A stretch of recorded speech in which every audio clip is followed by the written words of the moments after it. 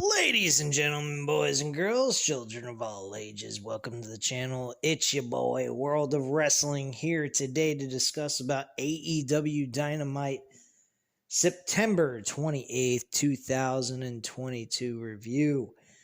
I do apologize to you guys lately of the lack of videos that have been uploaded lately. Been a lot of things going on. I had an issue. As you guys already know, I've been preparing to move and everything, so that's one of the reasons.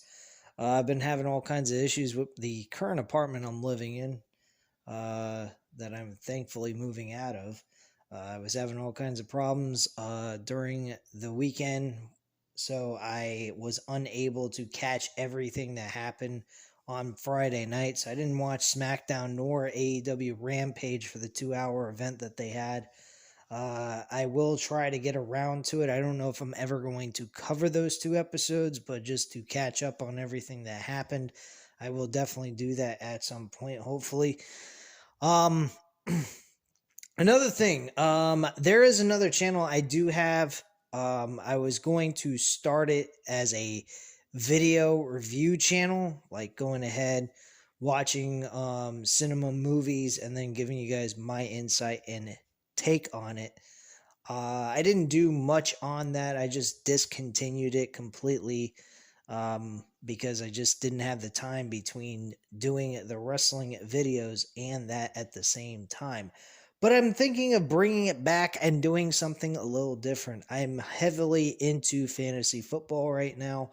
So I'm thinking of going ahead and doing some fantasy football strategies week to week. So I may end up doing a fantasy football video for you guys on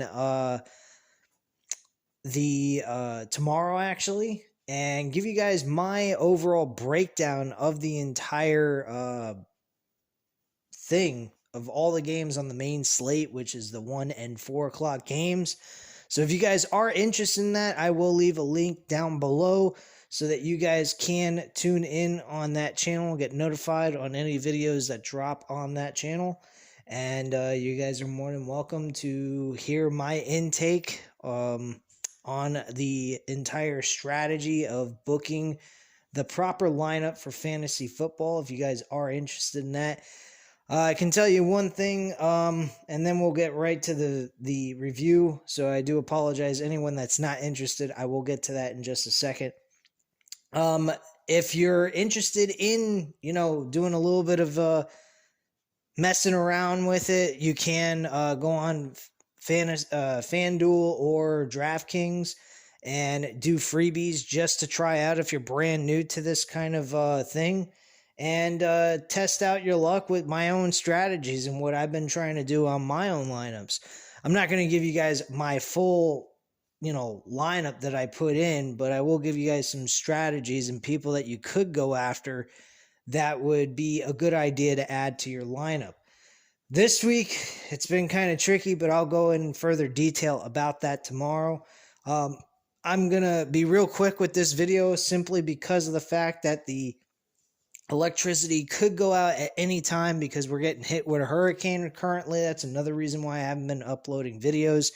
I did watch Monday Night Raw, by the way. So let's get right into it. Real short and sweet. My thoughts on this show is this show was okay. I liked the main event. The main event with Chris Jericho with the Ring of Honor World Championship on the line against Bandino was actually very entertaining. It was a decent matchup. I actually enjoyed it for what it was. This show is a little lackluster, coming off of a huge pay-per-view-like following episode of Dynamite from last week for Grand Slam. So I will have to say that this was kind of a little bit of a letdown, but not so much. They did some good things on the promo work. They did some things building storyline. This matchup with the Ring of Honor World title is a build-up for a major storyline. Chris Jericho, let's just get into the focal point of the entire show. The focal point was more on Chris Jericho and the Ring of Honor World Championship.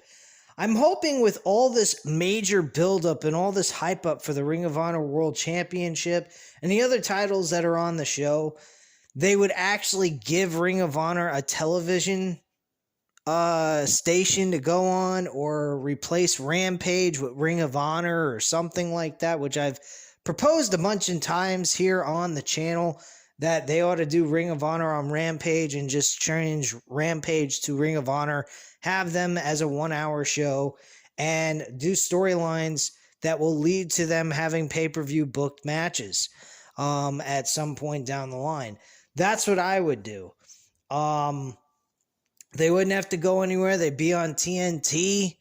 And, these people, the fans are familiar with the wrestlers of AEW. These guys would be AEW wrestlers on a Ring of Honor show. And it would basically be a brand. They could treat Ring of Honor as a SmackDown show, and Dynamite as a Raw show. That's the way I would do it. You wouldn't have guys like Chris Jericho showing up on Wednesday nights anymore, even though they'd be wrestling on Wednesday night. You could do 1 hour shows live if you wanted to do that. I don't know if they would attract enough fans to want to do a 1 hour show.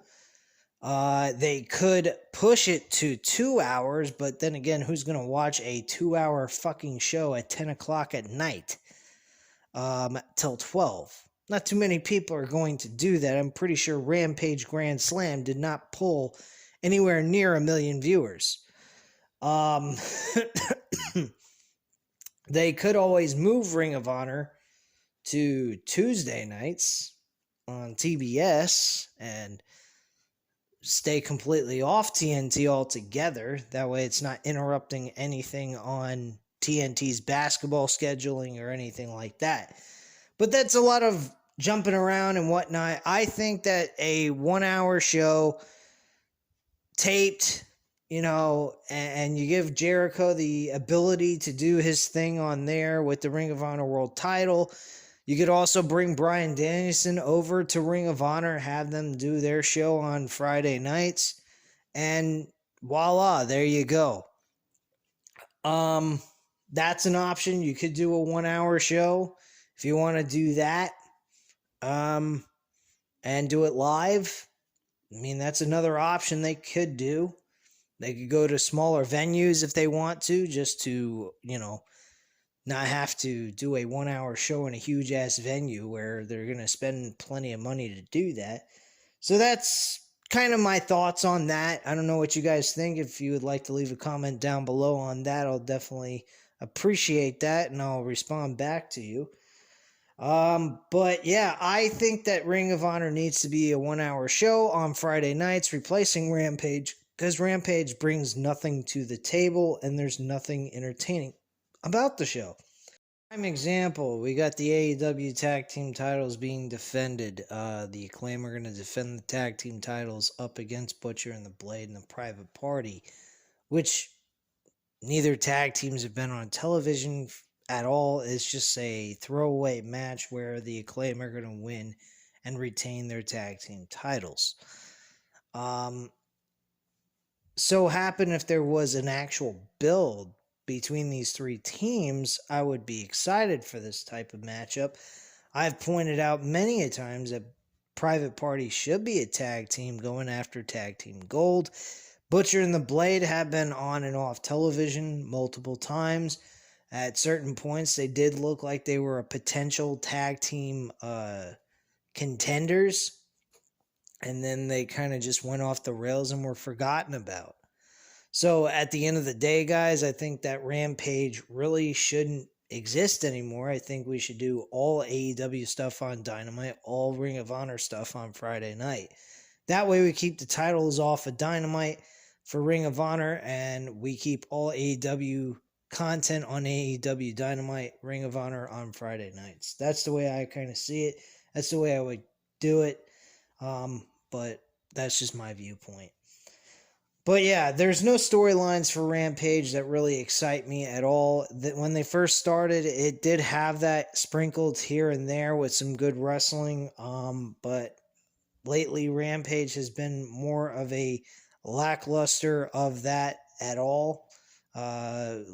Continuing where they left off from Dynamite into Rampage, it's more along the lines like you're just booking matches and just having wrestling, and that's it. I mean, after a 2-hour show of watching Dynamite, and then you're going to sit there in the audience live on Wednesday night to watch Rampage following that, and you got nothing but just matches that you've watched earlier in the day at 8 o'clock and at night, and you're sitting there at 10 or 10:15 or so watching this entire 1-hour Rampage show, and you're watching more wrestling. It just kind of drags it out and bores the living shit out of you. Unless you got some kind of story to make you entertained by it. But there's nothing to be told on Rampage. So that's just my viewpoint on that. Anyway, let's move on from other things. So yeah, Jericho retained the Ring of Honor the Ring of Honor World Championship. He goes on to say after the match was over that he is going to destroy everything that is Ring of Honor, and he is going to turn it into Ring of Jericho. All right. So he says, I'm going to destroy every former world champion. I'm going to destroy every announcer and every ring announcer. Bobby Cruz is in the ring, and he couldn't quite understand why he had to be in the ring to make the announcement that he won. But then by the end of this, you find out why he did it. He does a Judas effect after he announces he's going to destroy every Ring of Honor announcer and ring announcer. So he does a punch to the gut. He's hunched over, and then he gets set up for the Judas effect, spinning back elbow, and ends up knocking him out on his ass. Before he did that, he made an announcement that on October 12th, he will be defending the Ring of Honor World Championship against Bryan Danielson and end their rivalry once and for all, and he plans on destroying Bryan Danielson. I don't know why this match isn't being saved for fucking Full Gear. This is a great matchup. This is a matchup for a pay-per-view. It would be a secondary world championship being defended on a major pay-per-view event, and they're having this on free television. Again, where the hell is the storyline being told? This would be the perfect opportunity at Full Gear for Bryan Danielson to win the Ring of Honor World Championship. That's where this storyline should lead to. We should be seeing Chris Jericho dropping the belt to Bryan Danielson for Bryan Danielson to be the world champion leading into the television deal that Ring of Honor will get. That's what I think they should do. But that's just my opinion. They might be going for this Chris Jericho destroying Ring of Honor shit, and that's the direction they want to go. And maybe there's somebody that they are going to bring in to have them dethrone Chris Jericho. But I honestly think Bryan Danielson should be the guy to dethrone him. I do believe he's the first Ring of Honor World Champion of all time. Could have this incorrect, but he is pretty damn close.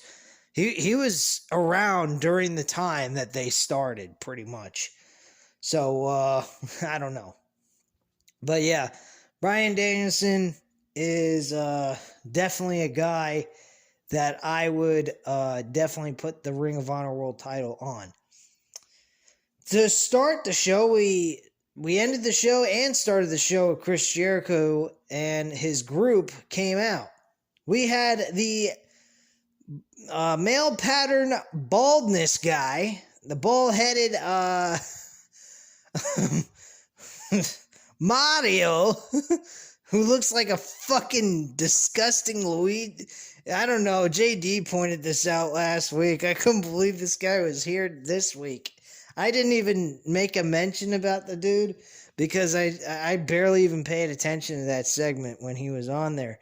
But this Luigi guy looks like he's fucking out of a horror movie. And he's spinning fucking pizza dough around in the middle of the ring, and the JAS has got fucking boxes of pizza on a table in the middle of the ring. Jericho's asking the fans if they'd like to have pizza, and he says, no, you're not having any of it. Like, who the fuck would want to have pizza from a guy who looks like he came out of a fucking horror movie and is related to Mario? I mean, this guy, I wouldn't want him touching my food. Are you kidding? What the fuck? Thankfully, at the end of near the end of this segment, the horror Luigi guy gets punched right in the fucking mouth by Daniel Garcia, which was nice as shit to watch. I thought that was great. This whole segment smelled of sports entertainment type segment. That's what this was. This was really a fucking sad segment. It was good though. I'm not going to deny them of that. It was a good segment because it got to the point. It got to the storyline of the whole entire thing, what the reason was for them to be there. It had little, sprinkles of WWE-esque type bullshit that you would see from when Vince McMahon was running it. But it was still good enough for me to say it's passable and I'd be okay with it. So Jericho pretty much points out to the audience they're not going to have pizza, about him winning the world championship from Ring of Honor, and so on and so forth. Okay, great, wonderful.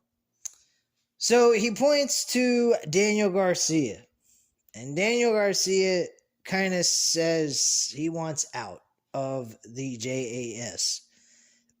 He's not liking what Chris Jericho's been doing. He's held things back for a while, and now he wants to tell him what's on his mind. Jericho stopped him and told him, look, I think I know where you're going with this, and if that's where you're going, you're leading down to a bad path. Because if you want to get away from this group, you're going to end up getting destroyed by this group. So he doesn't really give an answer or anything, but he kind of says, I am tired of being led by you. I don't serve you. I'm not your dog or anything like that. This is when Bryan Danielson came out and told him, look, you can't tell this guy what to do. If he wants to join the BCC club, the Blackpool Combat Club, or he wants to stay with your group, that's his decision, not yours to make. And then Jericho pointed out, well, he says, he's mine. He does what I tell him to do. And he says, look, I don't belong to you or anybody, and nobody tells me what to do. So this kind of led to a future match for next week, actually, where Daniel Garcia points out, okay, we're in the sports entertainment business. Let's do something entertaining. Would you guys like me to go ahead and take this box of pizza and throw it over the over the ropes and onto the floor? Would that be entertaining? He goes ahead and he does it, and they go, yeah. I'm like, what? How is that fucking entertaining? I was saying to myself, here's something that would be entertaining. Take a slice of pizza and shove it in fucking Chris Jericho's face. Do that. That's entertaining. That would have been good. That would have escalated things between him and Chris Jericho. But he didn't do that. He led from one thing to the next. He talked about himself and Bryan Danielson teaming up together against Chris Jericho and Sammy Guevara for next week. So we got that booked for next week. And then one thing led to another. I think I might have this backwards. I think he punched the horror Luigi guy in the fucking face and knocked him on his ass. And yeah, he punched him in the face first. Then he started going over all the entertaining ideas that they could do. And then he books this match for next week, basically. or at least he wanted to have the match tonight, but it was booked for next week. So that's basically what happened there. So one thing led to another, and Menard was upset with Daniel Garcia. He said, "Look, man, you've been with us from day one since you came in here, and since we came in together, the three of us, you, me, and Angelo Parker, and you're gonna trade up for this piece of crap." I'm like, what? Then it led to Bryan Danielson saying, "Look, man, you want to call me a piece of crap? Why don't we just go ahead and actually have a match?" And they booked the match. The match was the first thing that was on the show. Bryan Danielson, Matt Menard had a good match. It was okay. It had its moments of a little bit of a boredom. I think it had a lot to do with Matt Menard. I don't think he's really gelled well with Bryan Danielson in this matchup. I don't think he is exactly good in a singles competition. I think he would be better with him and Angelo Parker as a tag team, and they could have done a Bryan Danielson Daniel Garcia tag team matchup, which would have tested them and gave them a tune-up match for next week's match against Jericho and Sammy Guevara. But none of that took place, unfortunately. But no big deal. So yeah, Bryan Danielson wins with the Bella Lock, and he taps out, and that's how the match ends. What else happened on the show? We had Jon Moxley going up against Juice Robinson. This is a great matchup. I enjoyed this one. This was actually one of the better matches on the show. And Juice Robinson ends up tapping out to a armbar submission hold. So he ends up losing that match. This match was really back and forth, very close matchup, as well as Chris Jericho and Bandito's match for the world title, for Ring of Honor, of course. MJF. MJF was really good tonight as well, along with Wheeler Yuta. Wheeler Yuta is not great on the mic, but I love his heart and his intensity during this promo tonight. I think he provided a lot of, excitement. He brought a lot of intensity to the table on this one compared to last week's episode. I still say MJF buried him on the microphone, of course. But Wheeler Yuta improved a little bit. I think that MJF has some kind of interest, or maybe Tony Khan has interest in helping Wheeler Yuta improve maybe mic skills and also build a storyline with these two to put MJF on a temporary hold on getting the world title until they go to full gear, which is what I think they're going to do in the long run anyway, is book that match at the pay-per-view. They could always do Jon Moxley and MJF match right after him and Hangman Page face each other, which was announced after the Jon Moxley Juice Robinson match, by the way. But yeah, Wheeler Yuta was really good in this promo. Better than last week, but of course, as always, MJF will always bury Wheeler Yuta in a promo competition, I should say, a promo match. What the fuck? A promo match? Never heard of that one before. Anyway, guys. Yeah, I think that that was actually pretty damn good by both of these guys. MJF pretty much gave props to Wheeler Yuta, saying he's always been a great wrestler. They've competed against each other up and down the East Coast. But at the end of the day, he's never been good on the microphone. Something he should stay far the fuck away from and know his place and do what he's good at, and that's wrestle. So he said, you want me to wrestle? Well, not tonight. And I think they made the announcement that MJF and Wheeler Yuta will be facing each other next week on Dynamite. So I'm not sure about that. Darby Allin is scheduled to wrestle. That will be taking place. So yeah, we got some good matches being booked for this event. I mean, next week should be okay, but I'm not going to, go all crazy over it, but whatever. Anyway, guys, let's move on to other things with this review. Jon Moxley and Juice Robinson, again, was a good matchup. After the match was over, we had Hangman Page kind of come in there. He wanted to hype up their match. The announcers pretty much gave us notification that this was going to be for the World Championship in 2 weeks in Cincinnati, Ohio, I believe. So that's what's taking place there. Okay, fine. Let's see here. What else do we have? Oh yeah, MJF also made an announcement that it doesn't matter which one wins that match. They're going to end up being a loser anyway to him, and he could always cash in with the poker chip anytime he wants, and he could do it right after their match on the October 12th episode.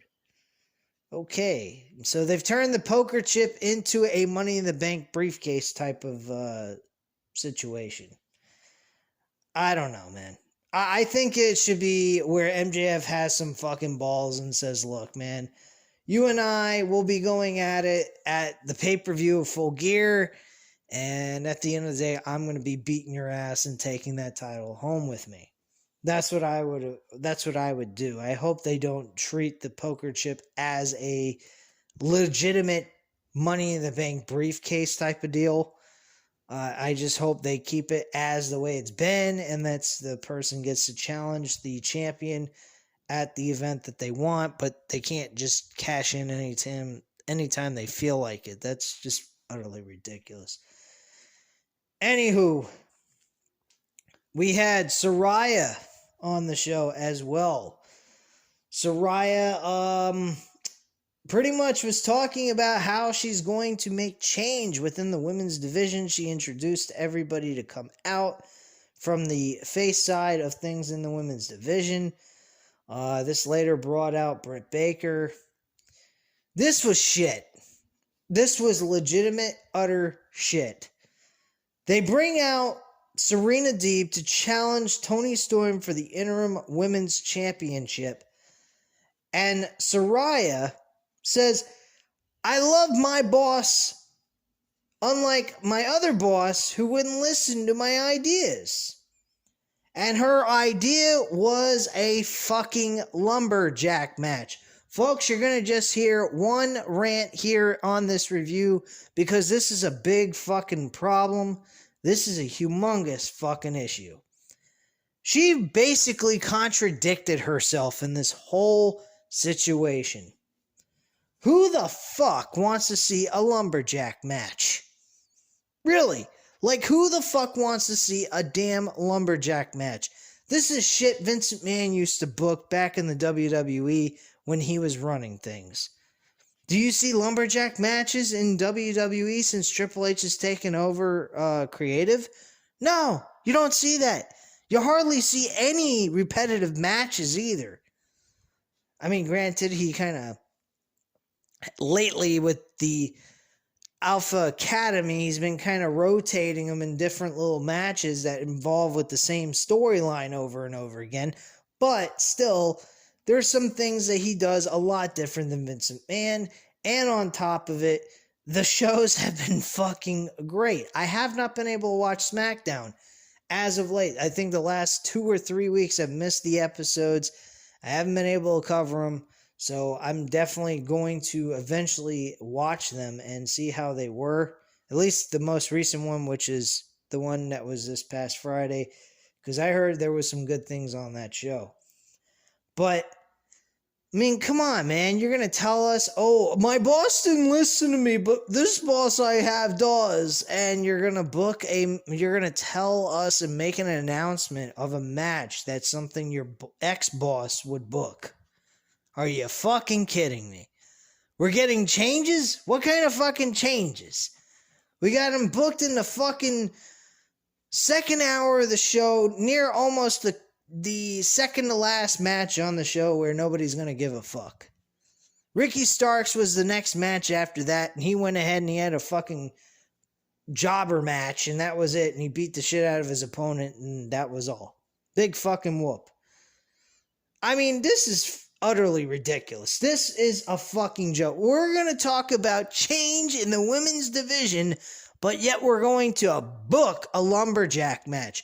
Oh, folks, it's changed. It's definitely different for AEW standards. It's kind of went down the fucking toilet for the women's division. This was fucking utterly ridiculous. The hell they need to book a lumberjack match? And what is Saraya? A fucking, formerly known as Paige. Is she a fucking booker now for the women's division? God help us, she's terrible at the fucking job. What the hell would she book a lumberjack match when this is shit her ex-boss would used to book? This is terrible. I didn't even fucking pay attention to this match whatsoever. Toni Storm won the match. Good for her. She connected with 2 pile drivers. And then the second one was the ending to the entire match, but she connected with a pile driver off the top rope onto the mat to beat Serena Deeb. And that was it. I mean, this is shit, honestly. I do not understand what the fuck Tony Khan's doing with the women's division, but I am feeling nothing from it. It is utterly pathetic. That's all I have to say on that subject. Toni Storm wins in a decent match with Serena Deeb. I would have been fine with Serena Deeb and Toni Storm in just a normal singles match for the women's championship. That would have done it for me. I would have been okay with that. Didn't have to have all the fucking women out there being lumberjacks doing bullshit that mean absolutely fucking nothing. But whatever.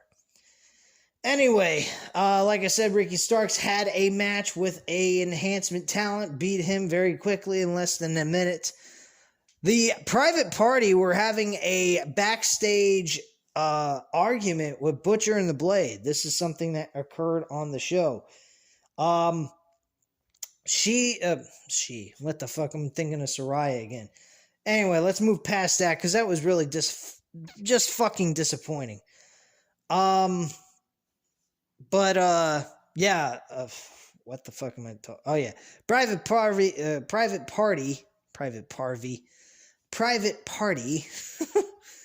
Going up against, or not going up against, but having a backstage argument with Butcher and the Blade. And Andrade is their boss to both tag teams, yet they don't feel very wanted by Andrade. They feel used and abused. Private Party hasn't been on television God knows how long. And same with Butcher and the Blade. So they basically go ahead and have a backstage argument with each other. Andrade tells them, look, you're going to do what I want because I'm your boss, and that's the end of that. Matt Hardy comes back out of nowhere, and big money Matt Hardy is going to take them over and be their manager again because he knows them better than what Andrade knows about them because he's dealt with them for a very long time. So, supposedly, we're going to see Matt Hardy and the Private Party back together as faces now. Okay, big fucking whoop-de-doo there. So they recycle right back to where they started, doing a 360. This makes a lot of fucking sense. What the hell does Matt Hardy have to do with the fucking Private Party anymore? Can't Private Party just be out on their fucking own and do their own shit? I mean, give me a break, man. Anyway, that is pretty much the entire review. From what I remember of it, based off of the top of my head, this was not exactly what you would call the greatest Dynamite of all time. It kind of lacked that at best. But again, like I said, it did some good things with the storyline progressions, with the World Championship situation. We got a new storyline with MJF and Wheeler Yuta in the meantime, till MJF is ready to go ahead and become world champion. And then we got the Jericho, Daniel Garcia, and Bryan Danielson situation going on all at the same time. I like those 3 storylines. I think that they're very good. My only issue is there's some things going on that are a little lackluster. Some of the performers that were there haven't been used as well as they should have been. And hopefully they rectify that. I think that is the reason why we're getting Private Party used on television as well as Butcher and the Blade. So hopefully we start seeing them more on television, because they were actually one of the originals on the promotion. And yeah, I think that this was an okay show, but I wouldn't say it was one of the better shows I've seen from AEW. Anyway, guys, that's all I have to say here tonight. Hope you enjoyed the video. If you did, hit that like button. Leave a comment down below. And as always, hit the subscribe button if you're not already subscribed to the channel. And I will speak to you guys at another time. Hopefully, I will be doing a SmackDown and Rampage review during the weekend. I just have to find the time to do it. I can't guarantee anything. But I will promise you this, guys. I will be covering a Fantasy Football Week 4 episode on the franchise. I will leave a link down below on that channel so you guys can go right to it and be able to subscribe to the channel. I may also introduce some video cinema movie reviews as well. So keep an eye out for that. I appreciate you guys. Thank you very much for being patient with me. I know I have not uploaded a lot of videos, and I'm glad nobody has unsubscribed from the channel. And I hope any new viewer that has come here to this video goes ahead and subscribe, because we are here every single week. At least with AEW, I am here. I'm trying my best to implement WWE back on the channel, as well as some other things. Anyway, guys, I greatly appreciate you sitting through this entire video, and I will speak to you again soon. And stay safe, guys. If you guys happen to be in the state of Florida, I hope you're doing okay. I am definitely all right, thankfully. This hurricane has not turned off my power, or I wouldn't be doing this video anyway. But anyone that is in the state of Florida, I hope you're safe and nothing has happened to you guys. Anyway, thank you very much for watching, and have a great night, guys. Bye.